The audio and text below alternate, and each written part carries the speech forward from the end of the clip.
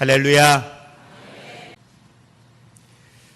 우리는 계속 사무엘상 말씀을 묵상하고 또 함께 말씀을 통해서 하나님이 우리에게 주시는 은혜들을 나누고 있습니다. 13장과 14장에서는 대조적으로 사울과 사울의 아들인 요나단의 삶이 비교되어져서 기록되어져 있는 사건들을 우리는 몇 가지 보았습니다. 하나님이 이스라엘 땅 가운데에 이스라엘 백성들이 왕을 요구하여 사울을 왕으로 세우고 그가 그 왕권을 가지고 이스라엘을 통치하는 리더로서 역할을 감당합니다. 많은 전쟁들이 있었습니다. 그 전쟁 가운데 보였던 사울의 모습, 처음 사울이 왕이 되고 전쟁에 나아갈 때 보였던 사울의 신실함, 하나님을 인정했던 아름다운 신앙의 발걸음. 그러나 시간이 지나면서 사울이 왕으로서 이스라엘 백성들을 인도해 나아가는 리더로서, 영적인 리더로서 그가 하나님을 온전히 신뢰하고 하나님을 따라 나아가는 그의 모습을 찾아보기가 점점 어려워지는 장면들이 13장과 14장에 기록이 됩니다. 그에 반면 그의 아들인 요나단이 위기에 처해 있는 이스라엘 그 상황 가운데에서도 요나단은 상황과 환경을 보지 아니하고 여호와를 구하며 믿음으로 나아가는 요나단의 모습을 봅니다. 칼을 든 자와 함께 두 사람이 블레셋 진영을 향하여 나아갔던 요나단의 모습, 하나님을 신뢰하고 그 블레셋 사람들이 모여있는 그 성을 향하여 올라가는 일을 마다하지 아니하고 하나님의 뜻이 무엇이라고 하는 것을 알게 되었을 때에 머뭇거리지 아니하고 순종하며 나아가는 요나단의 모습. 14장에서는 한 사람의 잘못된 맹세와 잘못된 그 리더의 명령이 자신의 아들을 결국 나중에는 블레셋과의 전쟁에서 죽음으로 몰아넣게 되고 이스라엘 백성들이 그 굶주림 속에 배고픔 속에 있으면서 결국은 핏째로 짐승을 잡아 먹어야 되는 하나님 앞에 범죄하는 일을 서슴없이 행하는 이 악행을 행하게 하는 리더의 잘못된 맹세 하나가 얼마나 이스라엘 가운데에 악한 영향을 미치었는가를 우리는 성경을 통해서 봅니다. 그러면서 우리는 다시 한번 우리들의 삶을 들여다보죠. 잘못된 한 사람의 리더가 그 공동체를 어떻게 무너뜨릴 수 있는가를 보게 되고 공동체 안에 있는 한 사람의 잘못된 말과 잘못된 믿음과 잘못된 선택이 그 공동체를 얼마나 악한 자리로 무너뜨리고 혼란스럽게 하는지를 우리는 보게 됩니다. 한 사람의 잘못된 말이 주변에 있는 사람들을 불편하게 하고 공동체 안에 임하는 하나님의 성령의 기름 부으심을 가로막는 그러한 잘못된 모습들 또한 우리는 보게 된다는 사실입니다. 오늘 15장에 들어와서 사울이 결정적으로 하나님 앞에서 하나님의 백성들을 향하여 하나님이 행하신 일에 대하여 이전에도 이후로도 찾아볼 수 없는 중요한 메시지가 하나가 나오는 이 사건이 등장을 합니다. 하나님이 후회하시는 사건입니다. 그 전능하신 하나님이 무엇이든지 하실 수 있는 하나님이 하나님의 선택에 대하여 후회함이 없는 그 하나님이 하신 일에 대하여 후회하십니다. 그것이 사무엘상 15장에 두 번이나 기록이 되어져 있다는 사실입니다. 시작은 그렇습니다. 이스라엘이 전쟁에 나아가서 승리하는 장면이 14장 후반에 계속해서 기록이 됩니다. 처음에 14장이 시작되어졌을 때에 블레셋과의 전쟁 가운데서 있었을 때 사울이 이스라엘 가운데 군사들을 모집하는데 군사들이 모집된 수가 약 3,000이었다라고 이야기를 하고 있습니다. 시간이 얼마쯤 지났을까요? 오늘 본문 말씀에 보니까 이스라엘 가운데 사울이 백성들을 소집하고 그들 가운데에 들라임이라고 하는 곳에서 보병들을 세워보니 그 그 숫자가 자그만치 20만 명이요 유다 사람이 만이라 21만의 군사가 오늘 서 있는 모습을 보게 됩니다. 이전과는 비교할 수 없을 만큼 이스라엘은 대단히 부강한 나라가 되었다라고 하는 걸 외적으로 표현을 해주고 있습니다. 어느 정도 안정을 찾고 주변의 열방의 국가들과 견주어도 이제는 부족함이 없을 만큼 군사력도 갖추었던 이 이스라엘, 하나님이 사무엘을 통하여서 명령합니다. 이전에 하나님의 백성들을 향하여 대적하고 공격하였던 아말렉, 하나님의 일에 대하여 방해하고 그들의 길을 가로막았던 아말렉, 그들에게 하나님이 어떤 분인지를 분명히 보여주어야 했던 것 같습니다. 온 열방의 사람들이 여호와가 어떤 분인지를 알기는 하나님은 원하셨습니다. 그리고 그 가운데 선택받은 이스라엘이 어떤 존재인가, 결코 군사력으로 함부로 대할 수 없는 이스라엘이라는 사실, 하나님의 선민이라는 사실, 하나님의 선민을 하나님이 어떻게 지키시고 어떻게 도우시는지 하나님은 분명히 열방의 국가들에게 알게 하셨습니다. 그래서 사무엘을 부르셔서 사무엘에게 이스라엘이 나가서 이 아말렉과 전쟁을 치를 것을 명령합니다. 그런데 전쟁을 치를 것을 명령하면서 3절 말씀에 하나님은 구체적으로 그들에게 이 전쟁 가운데에 어떻게 이 전쟁을 치루어야 할 것인가를 명령하는 장면이 있습니다. 우리 3절에 있는 말씀 같이 합독하겠습니다. 지금 가서 아말렉을 쳐서 그들의 모든 소유를 남기지 말고 진멸하되 남녀와 소아와 젖먹는 아이와 우양과 낙타와 나귀를 죽이라 하셨나이다 하니, 하나님의 명령은 그러했습니다. 모든 것을 남기지 마라. 모든 것을 다 어떻게 하라? 진멸하라. 씨를 말리라는 겁니다. 그 어떤 것도 남기지 말라는 겁니다. 어린아이까지도, 이제 갓 태어난 아이까지도, 모든 짐승까지도, 아말렉 땅에 살아있는 모든 생명체는 남기지 말라는 겁니다. 다 진멸하라는 겁니다. 이것이 하나님의 명령이었습니다. 그런데 우리가 잘 아는 것처럼 사울은 그 명령에 순종하지 아니함을 봅니다. 9절에 있는 말씀 같이 합독합니다. 사울과 백성이 아각과 그의 양과 소의 가장 좋은 것 또는 기름진 것과 어린 양과 모든 좋은 것을 남기고 진멸하기를 즐겨 아니하고 가치 없는 하찮은 것은 진멸하니라. 여호와의 말씀과 대단히 상반되는 모습을 사울이 지금 행하고 있음을 성경은 이야기하고 있습니다.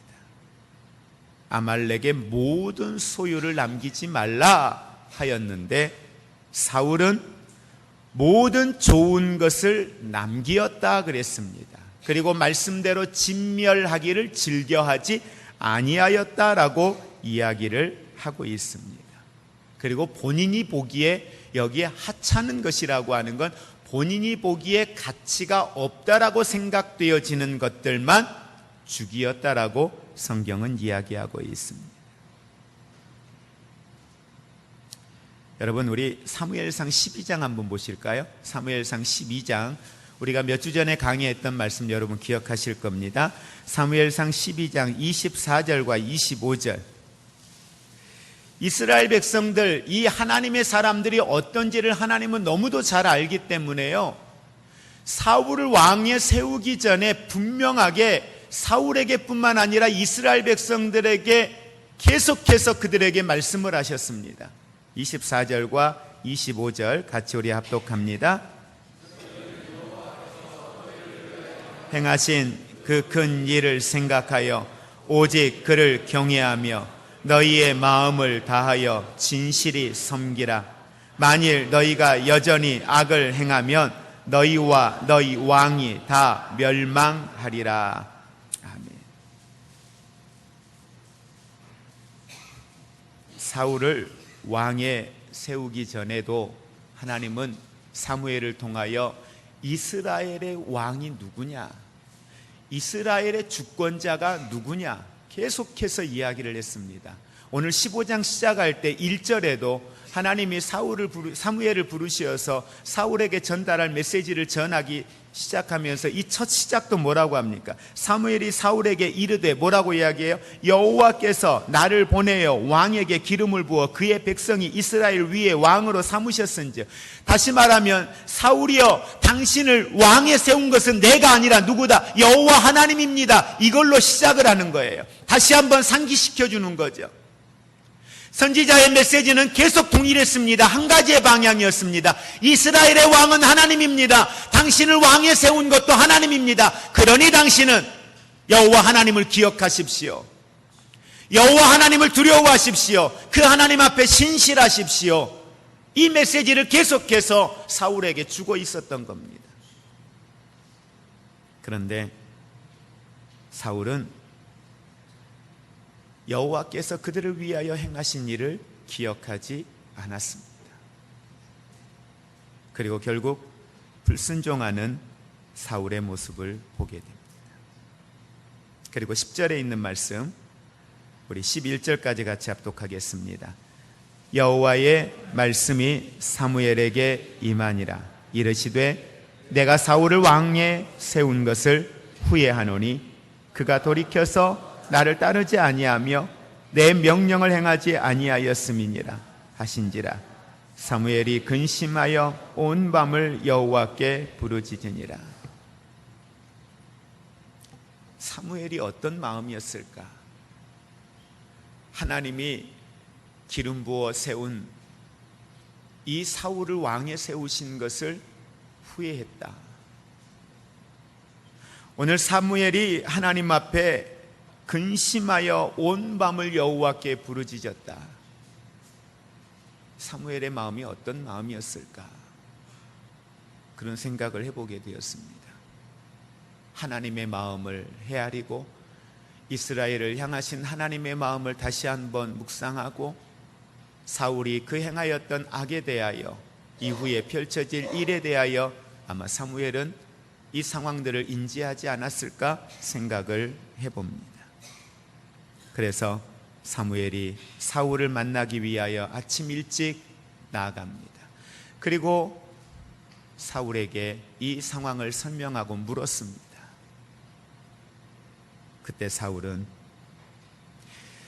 10절에서 23절까지에 있는 말씀의 내용 가운데에 자기가 왜 이 살찐 소들을, 이 살찐 양들을 저 아말렉과의 싸움에서 남기고 가져올 수밖에 없었는지에 대하여 쭉 설명을 하고 있습니다. 내용을 살펴보면 그럴듯한 이유가 있었습니다. 그런데 그것은 변명에 불과한 그러한 내용들이었습니다. 하나님의 명령을 그대로 받아들이고 준행하지 아니하고 결국 그 하나님의 말씀을 임의대로 해석을 한 것이지요.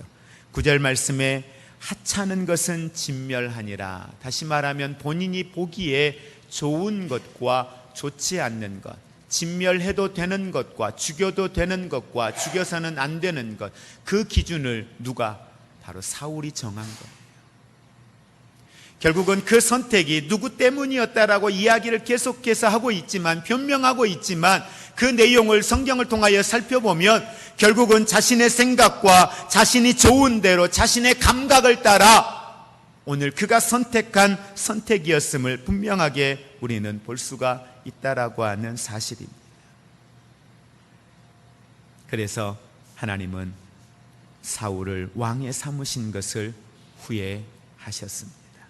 그래서 24절에서 31절에 있는 말씀을 통해서 보면 사울을 하나님이 버리시는 장면이 기록이 되어져 있습니다. 우리 24절에 있는 말씀 같이 합독합니다. 사울이 사무엘에게 이르되 내가 범죄하였나이다. 내가 여호와의 명령과 당신의 말씀을 어긴 것은 내가 백성을 두려워하여 그들의 말을 청종하였음이니이다. 버림받은 사울이 그 자리에서도 뭘 하고 있습니까? 또다시 자신이 잘못했다라고 하는 걸 인식하고 고백하면서도 그 잘못에 대한 이유를 또다시 백성들에게 있었음을 이야기하고 있는 이 모습이 바로 오늘 15장의 내용에 기록된 사건들입니다. 저는 이 15장에 있는 내용들을 쭉 묵상하고 보면서 그런 생각을 해보게 됐습니다. 왜 사울은 하나님의 말씀을 듣지 못했을까? 왜 사울은 먼 과거의 이야기도 아니고 자신이 왕에 세워지는 과정 가운데 있었던 자신의 아버지 나귀를 잃어버렸을 때에 길을 헤매면서 만났던 사무엘과의 대화와 그 사건 속에 있었던 일들, 처음에 사울이 왕으로 기름 부음을 받는 과정 속에 제비 뽑기하는 과정 속에 있었던 하나님의 손길, 첫 전쟁에 나아갔을 때에 사울에게 임하였던 하나님의 은혜가 어떠한지, 자신의 아들을 통하여서 얼마 전에 있었던 블레셋과의 전쟁 속에 어떻게 하나님이 일하셨는지, 그리고 오늘 이 아말렉과의 전쟁 이전에 수많은 전쟁 가운데에 승리케 하시는 하나님의 모습을 그가 몸소 체험하고 보아왔었을 터인데 왜 사울은 하나님의 말씀에 순종하지 못했을까? 왜 사울이 받은 그 은혜는, 그 체험했던 그 신앙은, 그 영성은 유지되지 못하고 오늘 이 아말렉과의 전쟁 앞에, 살찐 소들 앞에, 살찐 양들 앞에 그는 무너질 수밖에 없었을까? 자기 나라 안에도 살찐 소와 양들은 수없이 많이 있었을 텐데요. 아말렉 진영에 있었던 전리품들이 아니어도 얼마든지 사울은 더 많은 것들을 소유하고 더 많은, 더 좋은 것들을 가지고 하나님 앞에 예배할 수 있었을 터인데 왜 사울은 불순종할 수밖에 없었을까? 저와 여러분이 구원받은 하나님의 사람이라고 고백하고 모든 것이 여호와의 것이라 고백하고 내 삶의 주권이 하나님께 있다고 고백하고 하나님의 나라를 소망하며 믿음의 길을 걸어간다라고 이야기하고 주를 위해서라면 모든 것들을 다 드릴 수 있습니다라고 고백하며 달려가는 목사인 제 자신조차도 정작 내 삶의 연장에 하나님이 무언가의 메시지를 주셨을 때에 그것 앞에 염려하고 갈등하고 근심하고 어떻게 하지라고 번뇌하고 있는 제 자신의 모습을 볼 때가 있고 하나님의 주권을 인정해야 될 자리에 그 하나님을 온전히 신뢰하고 인정하지 못하고 있는 모습을 제 자신 스스로가 볼 때가 있다라고 하는 사실이에요. 뭘까? 무엇이 도대체 내 삶에서 주의 복음을 위하여 목사가 되고 선교사의 길을 가고 사명의 길을 걸어가고 목회자나 사역자가 아니어도 성도로서 살아가면서도 하나님의 은혜가 내 안에 있어서 처음 우리가 은혜 받을 때에 그 십자가의 은혜로 말미암아 구원받은 나, 구원의 은혜가 십자가의 은혜가 내게 없었다면 멸망받아 죽을 수밖에 없는 나, 구원받지 못할 수밖에 없는 나, 그 무엇으로도 용서받을 수 없는 나, 저 지옥 형벌밖에 내게는 없다라고 생각하는 그 삶을 살았던 나, 그런데 그 십자가의 은혜 때문에 구원받고 새 생명, 새로운 피조물로서 산다라고 하는 나, 때로는 기도하면 응답해 주시고 치료해 주시고 하나님이 어떤 분인지 내 삶에 구체적으로 보여주시고 깨닫게 하신 구체적인 삶의 간증이 있는 그 삶을 살았던 나인데도 불구하고 결정적인 상황이 내 앞에 놓였을 때 오늘 왜 불순종할까? 순종하면 하나님이 책임져 줄 텐데, 순종하면 하나님이 이 모든 것을 우리에게 더할 텐데 왜 나는 불순종할 수밖에 없을까? 오늘 보여진 이 사울의 모습이 남의 이야기가 아니더라는 거예요. 이것이 다른 사람이 아닌, 여러분이 아닌 바로 제 모습의 한 부분이라고 하는 사실을 깨닫게 되는 거죠. 그러면서 몇 가지들을 묵상해 봅니다. 사울이 하나님의 말씀이 임했을 때 첫 번째 명령은 뭡니까? 지금입니다. 지금 아말렉과 전쟁을 하라는 것이었습니다. 어떻게 했습니까? 지금 아말렉과 전쟁을 치르기 위하여 준비하고 21만의 군사를 모았습니다. 대상이 누굽니까? 아말렉입니다. 아말렉을 향하여 나아갑니다. 그리고 전쟁을 치루었습니다. 멸하라고 해서 멸했습니다. 죽였습니다. 어린아이 죽였습니다. 짐승 죽이라고 해서 죽였습니다. 이렇게 보면 순종했죠. 많이 순종했죠. 세상 말로 표현하면 기껏 소 몇 마리, 살찐 양 좀 가지고 온 거예요. 어차피 없어 죽을 건데 죽이느니 그거 가져다 하나님 앞에 예배드리자. 그거 가져다 선교하자. 그거 가져다가 어려운 사람 도와주지 뭐. 굳이 다 없앨 필요 있나? 굳이 다 버릴 필요 있나? 많은 생각했을 겁니다. 그리고 그렇게 또 이야기합니다. 아니, 백성들이 가지고 가자 하는데, 가지고 가서 어려운 사람, 가난한 사람 좀 도와주고 그러지 않은데 좋은 데 쓰면 되지. 많은 생각했을 겁니다. 그런데 우리 한번 따라해 볼까요? 순종은 온전합니다. 오늘 사울은 순종했어요. 어떻게 순종했어요? 부분적인 순종을 했죠. 자신이 할 수 있는, 자신의 감각과 자신의 형편과 자신의 상황에 맞는 최선의 순종을 했어요. 그런데 하나님은 불순종이래요. 하나님은 순종 아니래요. 하나님은 이후의 내용에 보면 그것은 바로 우상에게 절한 것이래요. 오늘 우리에게 하나님의 말씀이 임합니다. 하나님의 명령이 우리에게 임합니다. 예배를 드리다가, 성경을 읽다가, 기도하다가 하나님의 명령이, 하나님의 감동이 우리에게 임합니다. 때로는 구체적으로 임할 때가 있습니다.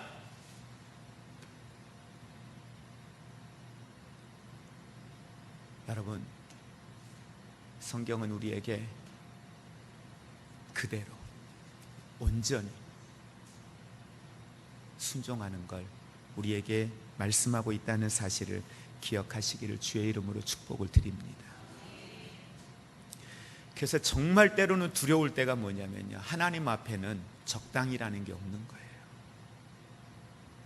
그 어느 곳에도 하나님은 적당이라고 하는 부분적인 순종에 대하여 하나님이 허락하거나 그걸 인정하거나 그래, 그럴 수밖에 없었겠구나, 어쩔 수 없었겠구나, 이 말을 하지 않으신다는 거예요. 그래, 네 상황이 그랬는데 그래, 그나마도 잘했다, 그래, 그 정도라도 수고했다, 이래 주시면 좋겠는데 그러지 않으신다는 거예요. 왠 줄 아십니까? 하나님의 명령이 임할 때 그 명령을 받은 사람들은 아무에게나 하나님이 명령하신 게 아니라 내 안에 예수 그리스도의 십자가의 구원의 은혜가 있는 사람에게만, 그 성령이 내 안에 있는 사람에게만 하나님이 말씀하시기 때문이라는 거예요. 그 구원의 은혜가 있는 사람, 예수 그리스도의 핏값으로 십자가의 은혜 안에 새 생명을 얻은 사람, 새로운 피조물, 하나님의 형상과 하나님의 모양을 회복한 사람, 그들에게만 하나님이 말씀하신다는 거예요. 그리고 중요한 건 그들만이 여호와의 명령을 들을 수 있다는 거죠. 여러분이 부분적 순종이라도 했다면 여러분은 여호와의 말씀을 들으신 거예요. 그 감동을 느끼신 거예요. 그건 여러분 안에 성령이 있다는 거죠. 여러분 안에 예수의 생명이 있다는 거죠. 없다면 못 듣습니다. 없다면 행하지도 못합니다. 깨달지도 못합니다. 부분적이라도 작게라도 할 수 있다는 건 여러분 안에 예수의 생명이 있다는 거예요. 여러분 안에 성령이 있다는 거예요. 그러니 주님은 아니라는 거예요. 부분적인 건 아니라는 거예요. 온전함을 우리에게 요구하고 계신다는 사실을 기억하시기를 주의 이름으로 축복을 드립니다. 우리는 하나님의 명령을 우리의 생각으로 더하거나 빼지 않기를 원합니다. 그것이 여호와의 말씀이며 내 하나님, 내 하나님. 올해는 이 정도 하고요. 하나님, 내년에요. 여러분 그렇게 몇 년을 살아오셨나요? 올해는 이렇게 하고요. 내년에는 이렇게 할게요. 그 내년이 끝나야 되는데 그 내년이 또 내년으로 넘어가고 있지 않으세요? 그 내년이 수없이 반복되고 있지 않으세요? 지금 못하면 내년에 못합니다.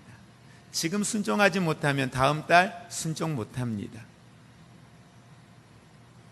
근데 여러분, 순종하지 못한 것이 얼마나 우리에게 두렵고 무서운 건 줄 아십니까? 구원이 사라지는 건 아니에요. 그런데 순종하지 못하는 것의 두려움은, 그거 경험해 보셨나요? 내 안에 하나님의 감동이 하나님의 감동이 내 안에 오지 않는 것이 얼마나 힘든 것인가를 여러분 아세요? 그렇게 수없이 작은 것에도 하나님의 감동이 오던 삶을 살았던 사람이 어느 순간 그걸 소멸하고 나니까 그 감동이 오지 않아. 순종하지 않아도 되니까, 무언가 하지 않아도 되니까, 무언가 섬기지 않아도 되니까 좋으세요? 행복하세요? 하나님의 감동이 없다는 게 행복하세요? 이건 불행이에요. 하나님이 하나님의 일을 위하여 나를 부르셨는데 하나님의 감동이 없어. 그 무엇에 대하여 내 마음에 하나님의 감동이 없다. 여러분, 이건 내가 영적으로 내 안에 성령이 계시지만 내가 영적으로 죽은 자와 같은 거, 죽은 건 아니지만 죽은 자와 같은 거예요. 이건 뭐냐면 마른 장작에는 불이 붙는데 이제 예수 믿는 사람은 열정이 생겨서 불이 붙는데 잔뜩 그 안에다가 물을 뿌려 놓으니까 아무리 불이 붙으려고 해도 뭐예요? 말씀을 들어도 연기밖에 안 나는 거예요. 주변 사람들을 불편하게 하는 거예요. 하나님 영광을 위하여서 하고 끝나면 되는 거예요. 그런데 하면서도 뭐예요? 연기가 나요. 냄새가 나요. 뭘로 일하지 않는 거예요? 성령으로 일하지 않는 거예요. 성령으로 일하면 일하는 걸로 끝나는 거예요. 섬기면 섬기는 걸로 끝나는 거예요. 그건 뭐니까? 하나님 말씀이니까, 하나님 명령이니까, 하나님 감동이니까, 그건 내가 순종하는 걸로 끝나는 거예요. 그 이상도 그 이하도 없는 거예요.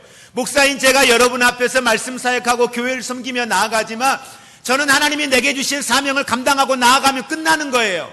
그것에 대하여 제가 여러분들에게 어떤 대가를 기대하고 여러분들에게 그 어떤 걸 요구할 수도 없는 거예요.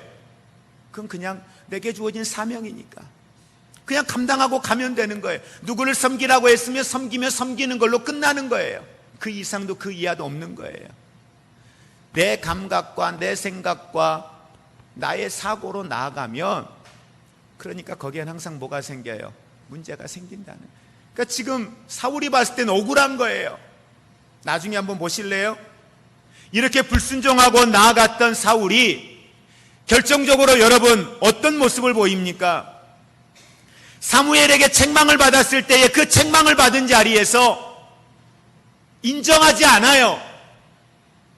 내 잘못입니다. 내 부족함입니다. 내가 부족했다라고 인정하지 않는 거예요. 이게 사울과 다윗의 차이인 거예요. 사울에게 임하는 하나님의 말씀 앞에 사울은 부끄럽지가 않았어요. 부끄러워할 줄 몰랐어요. 하나님 앞에 부끄러움을 못 느꼈어요. 그렇게 말하고 있는 자신의 영적인 지도자인 사무엘 앞에 부끄러움을 못 느꼈던 거예요. 그래, 이스라엘의 왕이 하나님인데, 나의 왕이 하나님인데 어찌 되었던, 이유가 어찌 되었던, 내가 온전히 그 말씀에 순종하지 못하였던 자신의 모습에 대하여 부끄럽지 않은 거예요. 불편하지 않았던 거예요. 근데 다윗은 그게 너무 죄송했어요. 나단 선지자를 통하여서 그 책망을 받고 났을 때 그게 그렇게 부끄러울 수가 없었던 거예요. 하나님 앞에 너무 죄송한 거예요. 그러니까 그 침상을 적시며 회개하는 거죠. 상황요, 형편요. 다른 왕들은요, 그거 얘기하지 않았어요. 이유가 어찌 되었던, 상황이 어찌 되었던, 내가 지금 행한 이 일에 대한 부끄러움 때문에 견딜 수가 없었던 거예요. 결국 사울이 이렇게 무너질 수밖에 없었던 것은 사울을 처음에 왕에 세울 때에 그는 어떤 사람이었는가 성경은 이야기할 때 그는 겸손한 사람이었다라고 성경은 이야기를 하거든요. 그래서 사무엘을 통하여서 사울을 왕에 세울 때에 하나님이 왜 그를 왕에 세웠는가에 대하여 이야기할 때 왜 왕에 세웠는가를 이야기하면서 그렇게 이야기를 합니다. 그는 순전한 사람이었다. 그래서 하나님이 당신을 왕에 세웠다라고 이야기를 해요. 그런데 그렇게 세워졌던 이 사울이 나중에 시간이 지나면서 자신의 생각이 앞장서게 됩니다. 자신의 경험이 앞장서게 됩니다. 전쟁에서 몇 차례 경험을 쌓고 나더니 하나님의 뜻이, 하나님의 명령이 어디에 있는가를 생각하기보다는 자신의 경험을 앞세워서 나아가는 사울의 모습을 봅니다. 그게 사울이 폐위를 당할 때까지, 나중에 그가 죽음으로 마지막을 마무리하는 그 시점까지 끝없이 사울은 그렇게 살다가 임종을 맞이하게 되는 걸 보게 됩니다. 왜 하나님의 말씀에 사울이 순종하지 못했을까 보니까 결국은 자기를 부정하지 못했던 거예요. 자기 자신의 고집, 자기의 생각이 옳았다는 거죠. 변명하고 있는 그의 모습을 봅니다. 불순종하고 거역하는 그를 향하여서 우리 23절에 있는 말씀, 성경 뭐라고 하는지 함께 보겠습니다. 이는 거역하는 것은 점치는 죄와 같고 완고한 것은 사신 우상에게 절하는 죄와 같음이라. 왕이 여호와의 말씀을 버렸으므로 여호와께서도 왕을 버려 왕이 되지 못하게 하셨나이다. 뭐와 같아요? 지금 하나님을 거역하는 게, 여러분이 점치는 사람에게 가서, 점수라는 사람에게 가서 점을 치는 것만이 죄가 아니라, 우상 숭배가 아니라 여호와의 말씀을 거역하는 것이 점을 치는 것과 같다는 거예요.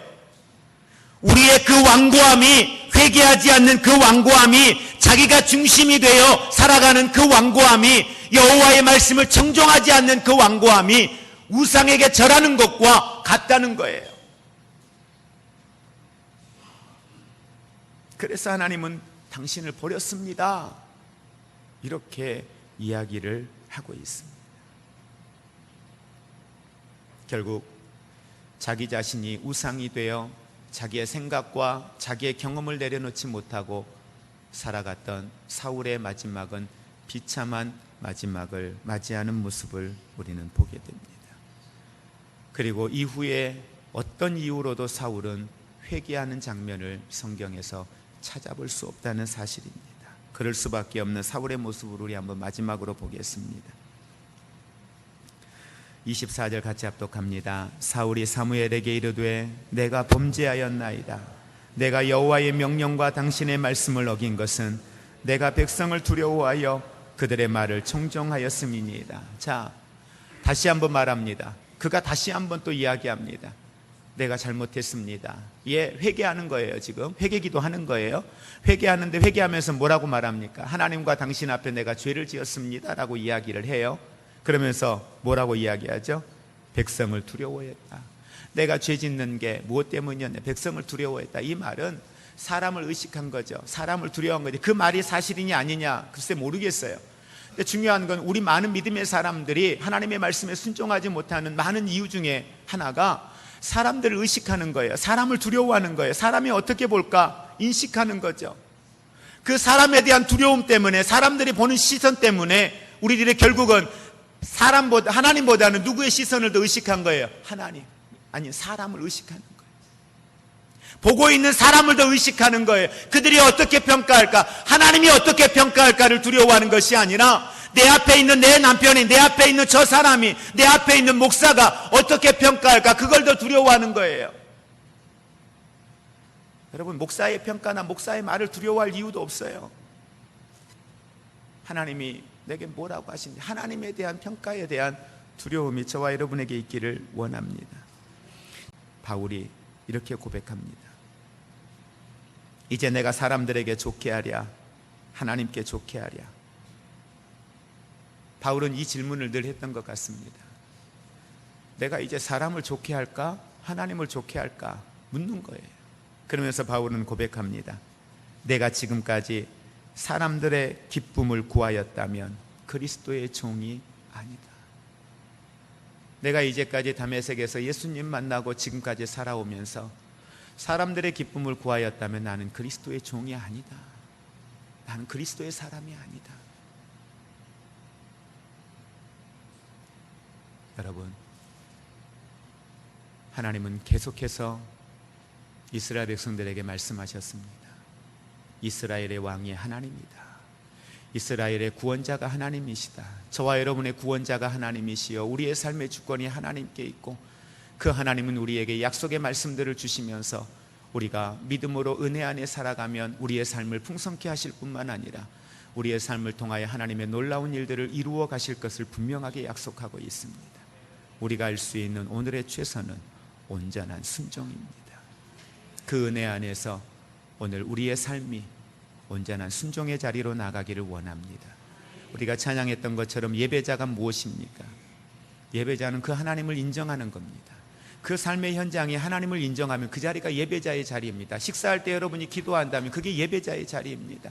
여러분이 어느 곳에 머물러 있든지 내가 그리스도인이라는 사실을 인식하고 하나님의 말씀의 법과 믿음을 따라 살아갔던 요셉처럼 그 자리가 바로 예배자의 자리인 것입니다. 그래서 요셉의 삶, 보디발 장군의 집에서 있는 그 자리가 예배자의 매 시간이 예배자의 자리였습니다. 감옥에 갇혀 있으면서도 그의 삶은 예배자의 자리였습니다. 바울이 감옥에 갇혀 있으면서 있었던 그 자리, 쇠사슬에 매여 있었던 그 자리도 바울에게는 예배자의 자리였던 겁니다. 하나님을 인정하는 거죠. 그러니 그 자리가 하나님을 순종할 수밖에 없는 거죠. 우리의 삶이 하나님의 선하시고 기뻐하신 뜻을 알게 하시고 그것을 결단하며 분별하며 믿음으로 나아갈 수 있는 우리의 삶, 주님이 내게 뭘 말씀하실지라도 크고 작음을 떠나 온전한 순종으로 주님 앞에 나아갈 수 있는, 그리고 그 자리에는 내가 아닌 하나님의 영광만 드러나는 온전한 순종의 삶을 사는 하나님의 사람, 믿음의 사람, 그리스도인의 삶이 되기를 위해서 이 시간 같이 우리 합심하여 기도하겠습니다. 이제는 우리 주 예수 그리스도의 은혜와 하나님 아버지의 사랑하심과 성령님의 교통하심이 하나님, 어떤 상황 속에서도 어떤 형편 속에서도 주의 말씀에 내 하나님 온전함으로 순종하기를 원하고 그 자리에 예배자 되기를 원하며 결단하며 나아가는 사랑하는 모든 성도들 위해, 저들의 가정 위에, 우리의 삶의 현장 위에 이제로부터 영원토록 함께 있을지어다.